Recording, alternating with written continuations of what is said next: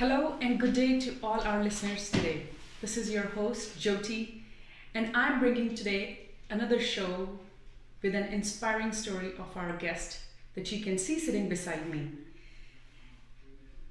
At this show, we commit to bring to you stories of our guests who have gone through challenges of their life, career, moving to Canada, or whatever path of their life they are in. And welcoming Sumegha Gupta to our show here. Thank you. It was a pleasure to have you. And just to give you guys a little bit of a background, Sumegha Gupta, she has 14 years of experience in her own industry and is owner and CEO of SEED Tech and Carmis. She has moved from India to Canada and has established her business very successfully. Not taking much of your time, I would let Sumegha give a little bit more insight to her background, and let's get started into this conversation. Thank you, Jyoti, for having me. It's a privilege to be able to speak with you guys. So my name is Sumegha Gupta. I am CEO and founder of SEED Tech and Carmis. I moved to Canada with my husband in 2013, and it has been a great journey. Canada has been very, very kind to us. And like any other immigrant, we did lots of research before moving to Canada, and we figured it out. Like Winnipeg would be a great place to start the business. The landscape is great. People are very friendly, so it would be very instrumental in setting up a business here. As you know, SEED Tech is an IT company serving lots of nonprofits and small businesses in Canada. Okay. From a very young age, I had this interest and fascination toward computers and machines. I was always so curious to see how things work. And I think my father played a very, very big role in that, because back in India, he runs a very successful IT business. So As well, so yes. it's in the blood. So I want viewers to know what NSD offers. NSD and Carmis, both are your babies, I would say, right? Yes, so what of course. somebody could get there, right? Just a quick overview. Of course. So SEED Tech is a company which offers website solution and custom applications to small businesses. Over the years, we have specialized to give services to nonprofits. So Carmis is one of our offerings. It is actually funded through Government of Canada. Last year, we were very fortunate to get funding under Innovation for Women Entrepreneurship Program, or WED, through Western Canada. So that is what we do. So applications, websites, case management, graphic design, that is what NSD and Carmis does. That's quite a lot. Not that I know anything about IT. Sounds interesting to me. I mean, graphic designing, that definitely amazes me. It's really fun to play with all those stuff, I'm sure, right? So tell us a little bit about, although you mentioned it was in your blood, you had that environment at your house, your dad being in that industry, right? How was it moving from India to Canada and establishing this business? Because I mean, usually in the early stages, those are the challenges we find. There is a fear, or you can say a hesitation of getting out there, right? Yes. And looking for those resources that sometimes we just don't even know. So how did you get through that? So I think in my journey, our research played a very instrumental role. So I and Nitin, both my husband Nitin, so while we were in India, we researched about the agencies who are available in Canada for help, who can help entrepreneurs. So when we moved to Canada, SEED Winnipeg, I really want to mention them. SEED Winnipeg help new entrepreneurs to start up their business. You can actually go there, brainstorm your ideas, and they help you go through the entire process, the journey of being, from nowhere to actually being a successful entrepreneur. So that's a big support, and it's through Government of Canada, so you don't have to pay anything. It's all services are free of cost. In fact, they are actually running these series, information sessions, free of cost these days, especially for immigrants. So if someone is interested and if they're willing to start their own business, I would recommend them to go to SEED Winnipeg's website at seedwinnipeg.ca and register themselves for those sessions. So it really helped them to understand what it entitles to actually start a business in Canada.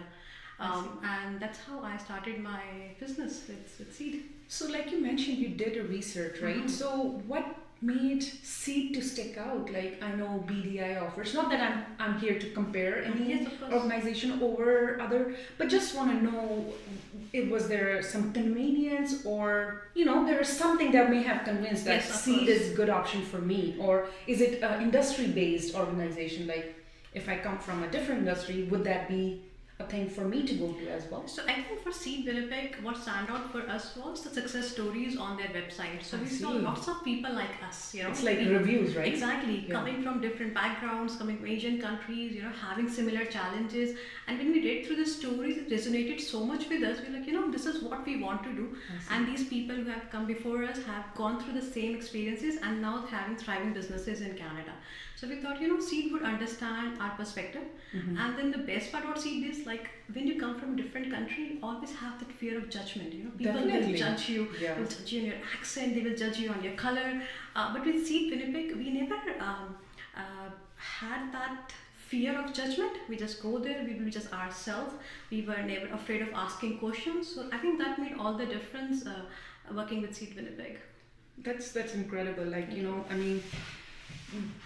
coming out. So you started this business right after you guys landed, or like what was the transition period? So we came to Canada in 2013 of January, and then we started with SEED Winnipeg in March. So they had this BDS program where you have to go every day, take classes, and in classes you have to prepare a business plan. They help you meet investors. They bring in lots of mentors to talk to you so that you can ask questions. They bring in lawyers, accountants. It's a great program. And it took us like 2 months to go through the program. Then you have to submit your final report to them. During that time, we started implementing those things actually. So I think soon after, in April of 2013, we got our first client.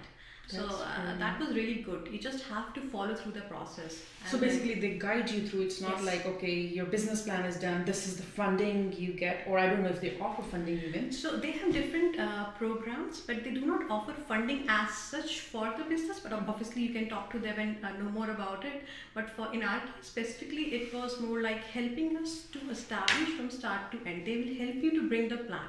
At the end of the day, you have to work on it, right?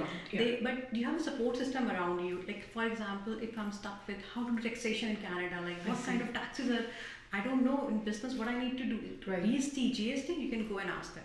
So instead of you trying to figure out, you have and doing it wrong and then learning your lessons, yes, right? Exactly. Go to them, you have that resource available. That makes lots of difference because when you're new, you want to get things done right, and if there's someone to guide you, it makes all the difference.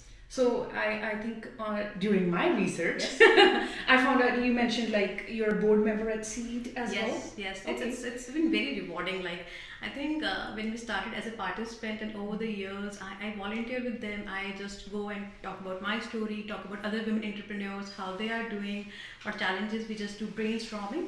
So that help us to bring this. And then I've been very fortunate when they asked me to join their board, and it's been quite a journey from this participant to the board member. So it has been great. That's really good. So I'm sure like people know now where to go, but for sure they have to do their own homework a little bit, right? Yes. So just a quick brief, like what do you think somebody should have before they actually approach even SEED? Because I mean everybody comes with their dream, and people realize that having your own business definitely it gives you freedom as well, but it comes with quite a bit of responsibility. So how can they start right? If there's any lesson learned for you as such when you started? I think for NSC Tech, like our company, so I always had an idea what I wanted to do. Like I always wanted to start this IT company. I had this idea, okay, this is what I want to do. This is how I want to approach things.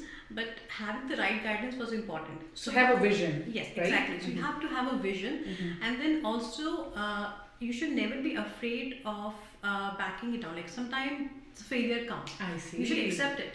That's all right. It's just a setback. So we should not be too much attached to one idea. If something better is coming, you should always take it. So that's what I learned. That's a good one. I'm sure. Like it get missed. I'm so connected to what I want, but don't want to give it up. Exactly. That's a really good point. And that's a very, actually, I think over the years, what I've learned, it's a good trait of being an entrepreneur to understand where the opportunity is. Like, think of the COVID, right? Like, things have changed overnight. If we get just stuck with our old ways, how will we survive, right? Now, everything is online. You have to quickly realize, yes, I was selling, customers coming, but they're not coming anymore. How can I still survive? So having this this entrepreneurship in you, like just thinking how I can make use of the opportunities is very important. And for SEED Winnipeg, they're very, very approachable. You can just go online, look for the website. There's a form there, you can fill the form, and somebody can get in touch with you very quickly. Perfect. So you did mention part of that as a resilience of being an entrepreneur, right? Coming back up again. Like I'm here, I'm not giving up. So what were some of your COVID strategies? Because I guess this is a conversation all small business to big businesses all are doing at this point. Second phase is even worse in Winnipeg right now, what we are seeing with the numbers. So what were your coping strategies and moving further into phase 2, I say? Yes, of course. So I think COVID hit hard to everyone. It was not easy, but I think what we realized is it's important to share the lessons we all are learning. It's not the time to keep things to yourself.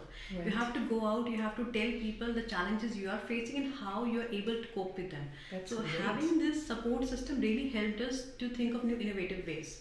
Amazing. And, and especially like with the COVID, like the things which were familiar are not familiar anymore. So the definition of familiarity is changing. Right. So how to bring your own new definition. So that is what we are understanding is COVID is there. There's silver lining to it. You can do so much more. Like before, IT was one of the things, but you can learn how to do business online. You still have to reach your customer, but you still can think how I can reach it faster and a better way.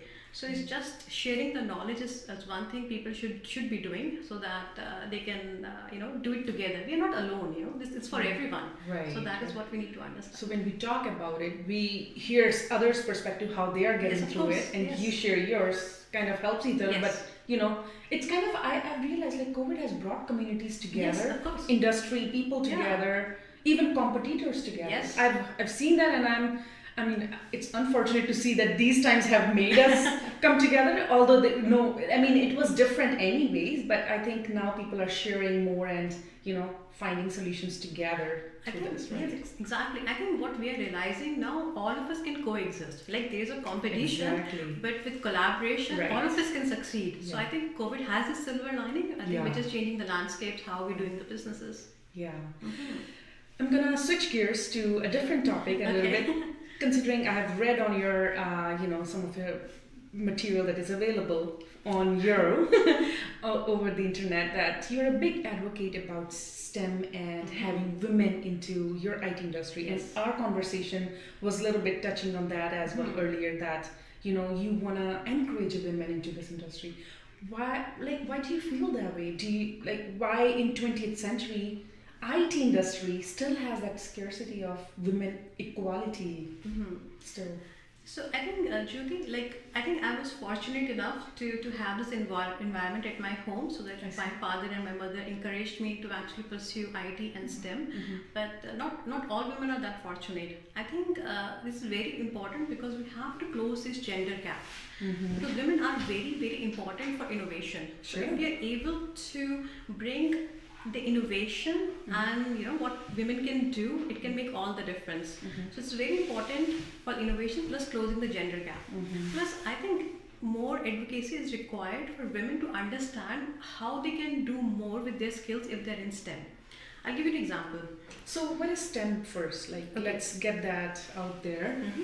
So STEM is basically when we talk about science, technology, engineering and maths, that. So this is what STEM is. So basically STEM goes to the logic building, the thing or the problem solving solutions. That is STEM. So there are engineer, mathematics, technology, science that contribute to STEM. STEM is the abbreviation for that.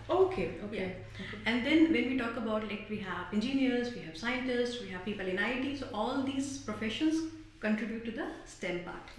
So when we talk about STEM, we will see many women do not prefer to do this because for many reasons. So advocacy is very important so that they understand how they can contribute to STEM.